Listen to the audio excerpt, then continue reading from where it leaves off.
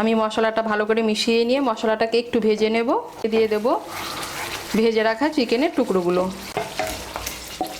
নমস্কার, আমি সঙ্গমিত্রা। আমার এই সহজ রান্না চ্যানেলে আপনাদের সবাইকে স্বাগত। আজ আমি রান্না করছি বাটার চিকেন মশলা। খুব সহজেই আপনারা বাড়িতে বানিয়ে নিতে পারেন এই বাটার চিকেন মশলা। আপনাদের যদি এই রান্নাটা ভালো লাগে তাহলে লাইক এবং শেয়ার করবেন, আর রান্নাটা কেমন হয়েছে অবশ্যই কমেন্ট করে জানাবেন। আর আমার এই সহজ রান্না চ্যানেলটাকে সাবস্ক্রাইব করে পাশের বেল আইকনটা দাবাতে ভুলবেন না। এখানে আমি 500 গ্রাম চিকেন নিয়েছি। আমি একটু হাড়যুক্ত চিকেন নিয়েছি। আপনারা শুধু বোনলেস চিকেন দিয়েও এই বাটার চিকেনটা বানাতে পারেন। এর মধ্যে আমি প্রথমেই দিয়ে দেব স্বাদ মতো নুন,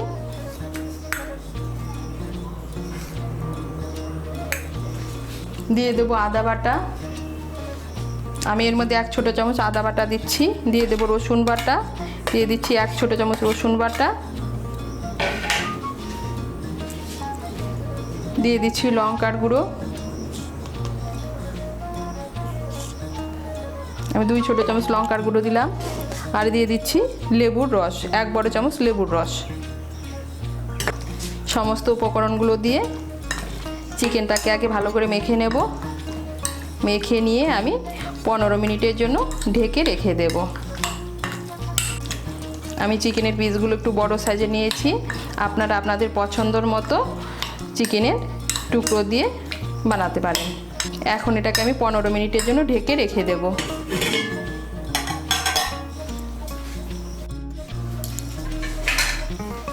আমি চিকেনটাকে 15 মিনিটের জন্য ঢেকে রেখে দিয়েছিলাম। এখন এর মধ্যে আমি দিয়ে দেব টক দই।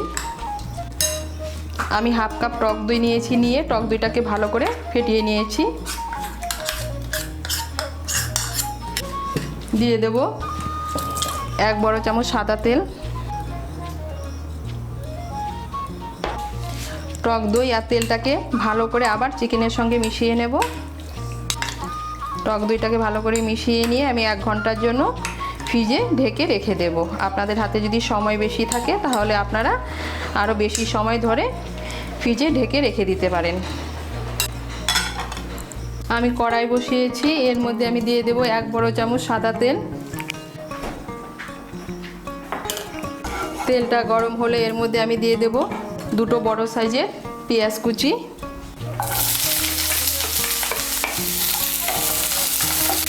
পেঁয়াজ কুচিটা দিয়ে একটু নাড়াচাড়া করে নিয়ে এর মধ্যে দিয়ে দেব 3টে মাঝারি সাইজের টমেটো কুচি।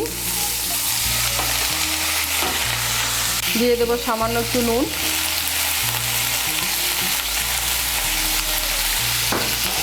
দিয়ে টমেটো কুচি আর পেঁয়াজ কুচিটাকে ভেজে নেব। এই দেখুন টমেটো কুচি আর পেঁয়াজ কুচিটা একটু নরম হয়ে আসছে। এর মধ্যে আমি দিয়ে দেব কাজু বাদাম। আমি 20-25টার মতো কাজু বাদাম দিয়ে দিচ্ছি। এর মধ্যে দিয়ে দিচ্ছি 2টো কাঁচা লঙ্কা।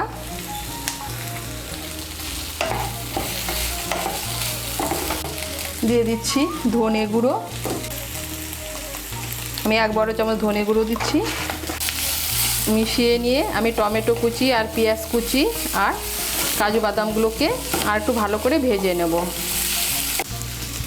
এই দেখুন টমেটো কুচি আর পেঁয়াজ কুচিটাকে আমি ভালো করে ভেজে নিয়েছি। এখন এটাকে আমি নামিয়ে ঠান্ডা করে নিয়ে আমি একটা পেস্ট বানিয়ে নেব। আমি আবার কড়াই বসিয়েছি। এর মধ্যে আমি দিয়ে দিচ্ছি 2 বড় চামচ সাদা তেল।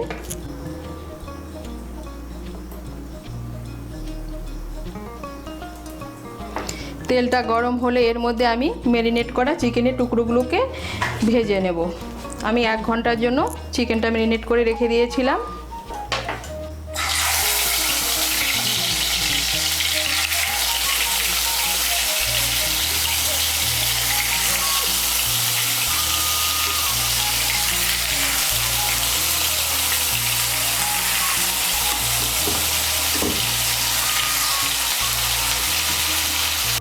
খুব বেশি ভাজবো না, হালকা করে একটু ভেজে নেব। এই দেখুন চিকেনের পিসগুলো আমি ভেজে নিয়েছি। এখন আমি চিকেনের পিসগুলোকে তুলে নিচ্ছি। কড়াইতে যে তেল আছে এই তেলের মধ্যে আমি দিয়ে দিচ্ছি 2 বড় চামচ বাটার।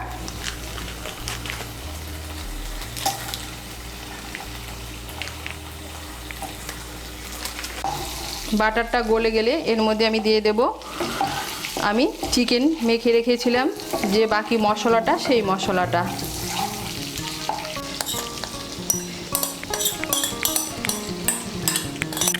মশলাটাকে মিশিয়ে নেব। মিশিয়ে নিয়ে এর মধ্যে আমি দিয়ে দিচ্ছি 1 বড় চামচ কাশ্মীরি লঙ্কার গুঁড়ো। এতে ঝাল হবে না, কালারটা খুব সুন্দর আসবে। দিয়ে দেব 1 ছোট চামচ গরম মশলার গুঁড়ো।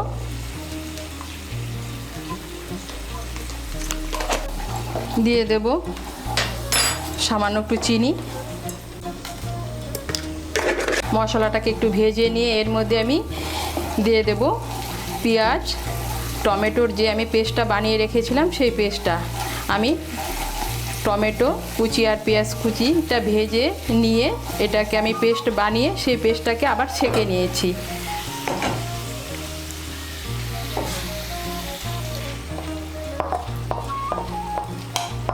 এটা অবশ্যই ছেঁকে নিতে হবে, তাহলে টমেটোর যে খোসাগুলো বা দানাগুলো সেগুলো সব চলে যাবে। এই পেস্টটাকে ভালো করে আমি মিশিয়ে নেব। এই দেখুন আমি মশলাটা ভালো করে মিশিয়ে নিয়ে মশলাটাকে একটু ভেজে নেব। এই দেখুন মশলাটাকে একটু ভেজে নিয়েছি। এখন আমি এর মধ্যে দিয়ে দেব ভেজে রাখা চিকেনের টুকরোগুলো।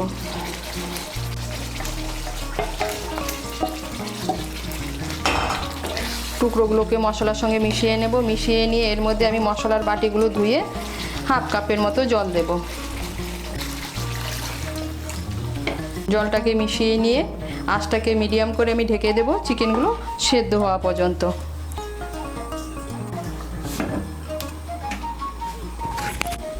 আঁচটা মিডিয়াম করে আমি চিকেনটা সেদ্ধ হওয়া পর্যন্ত ঢেকে দিয়েছিলাম। আমার চিকেনটা সেদ্ধ হতে প্রায় 20 মিনিট লেগেছে। আর মাঝে মধ্যে ঢাকনা খুলে নেড়েও দিয়েছিলাম। মাঝে মধ্যে ঢাকনা খুলে নেড়ে দিতে হবে, নাহলে তলায় ধরে যেতে পারে। এই দেখুন চিকেনটা একদম সেদ্ধ হয়ে গিয়েছে। এখন এর মধ্যে দিয়ে দেব কসুরি মেথি। আমি 1 বড় চামচ কসুরি মেথি শুকনো খোলায় একটু ভেজে নিয়েছি, ভেজে নিয়ে গুঁড়ো করে নিয়েছি। এখন এটা এর মধ্যে দিয়ে দিচ্ছি। এই সময় আপনারা নুনটা একটু টেস্ট করে নেবেন। এখন আঁচটা বাড়িয়ে দেব, বাড়িয়ে দিয়ে আরও 1-2 মিনিট রান্না করে নেব। এখন এর মধ্যে দিয়ে দিচ্ছি আর সামান্য একটু বাটারটাকে মিশিয়ে নেব। মিশিয়ে নিয়েছি। এখন এর মধ্যে দিয়ে দেব ফ্রেশ ক্রিম।